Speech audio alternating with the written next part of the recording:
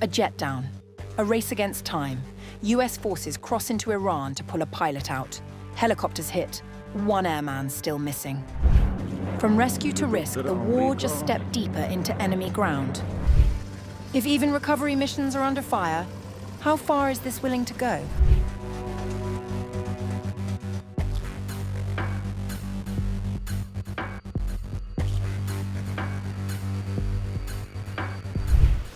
A high-risk rescue mission deep inside hostile territory, a downed jet, a missing airman, and a war now spilling far beyond the battlefield. United States Special Forces launched a covert operation inside Iran on the night of April 3rd to recover crew from a downed F-15E Strike Eagle, marking a dangerous escalation in the ongoing conflict. In the daring act, US Special Forces entered Iran. Also, an American Black Hawk helicopter entered the enemy territory to facilitate the operation.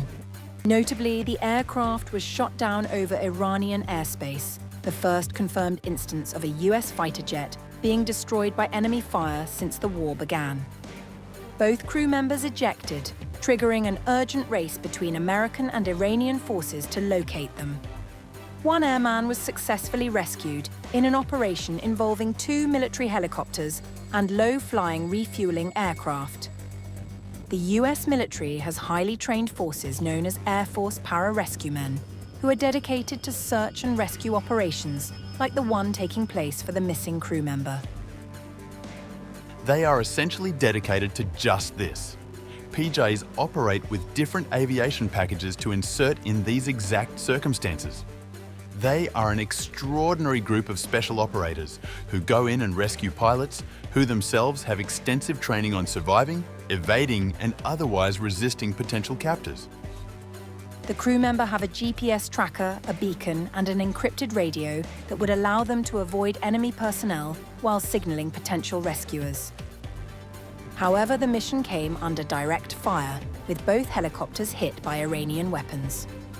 One aircraft was seen trailing smoke as it withdrew towards Iraqi territory, though both ultimately landed safely, according to officials. The fate of the second crew member remains unknown. Iranian state media broadcast images of local militia mobilizing in search of the missing airman, while reports indicated a bounty of 60,000 dirhams had been offered for his capture, framing the incident as a symbolic victory. Separately, reports emerged of an A-10 Thunderbolt II crashing near the Strait of Hormuz after taking fire. US officials confirmed the pilot was rescued. However, the incident has led the world to question the alleged invincibility of the US Air Force. Following the development, Iran's parliamentary speaker, Mohammad Bagher Ghalibaf, mocked the US. After defeating Iran 37 times in a row, this brilliant no-strategy war they started has now been downgraded from regime change to, hey, can anyone find our pilots, please? Wow, what incredible progress. Absolute geniuses. The incidents come amid continued US and Israeli strikes across Iran, including reported attacks on infrastructure in Tehran. Iranian authorities have condemned the strikes and responded with missile attacks across the region, including in Israel and Gulf states. Diplomatic efforts appear to have stalled. Talks aimed at ending the conflict reportedly reached a dead end, with Iran rejecting a proposed framework put forward by Donald Trump. Despite the escalation, Trump said the downing of the aircraft would not affect negotiations, stating, "No, not at all. No, it's war. We're in war." "The loss of the aircraft and the ongoing search for the missing airman present a significant challenge for Washington, particularly as the Pentagon has previously asserted air superiority over Iran." The situation has also raised concerns about further escalation, especially if the missing crew member is captured.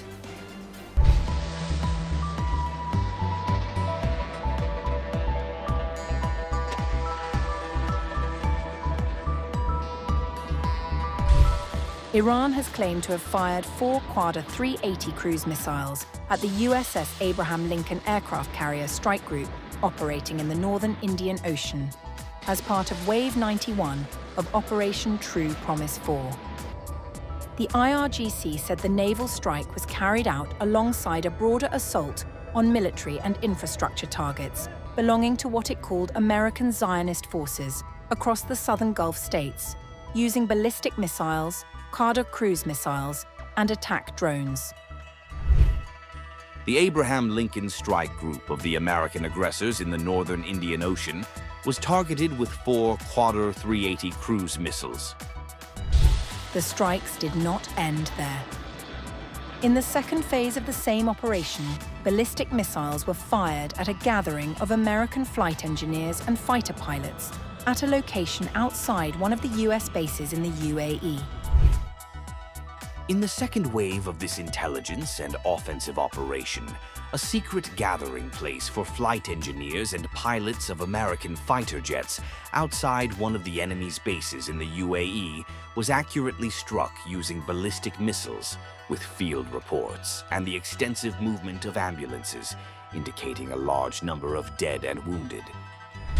Moments later, the IRGC said it carried out a heavy attack on a unit of American MQ-1 drones at the Ali Al Salem base in Kuwait. The IRGC Navy also issued a warning, saying traffic through the Strait of Hormuz was under continuous surveillance by its systems, and that any movement by enemy forces would be met with an immediate response from its fighters. Traffic in the Strait of Hormuz is under the surveillance of the IRGC Navy's systems, and by the grace of Allah, the slightest movement by the enemies will be met with a decisive response from the fighters of this force. The IRGC Navy declares that the insecurity created in traffic through the strategic Strait of Hormuz is due to the criminal and terrorist aggression of the United States. The Pentagon has not publicly confirmed or denied the strike on the Abraham Lincoln, and the condition of the vessel and its crew remains unverified by independent sources as the fog of war hovers over the Middle East. A warning from the Red Sea.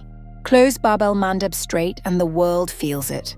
The Houthis say it's an option if war widens, just weeks after Strait of Hormuz was choked. 2 arteries, 1 conflict. If both tighten, what happens to the global economy?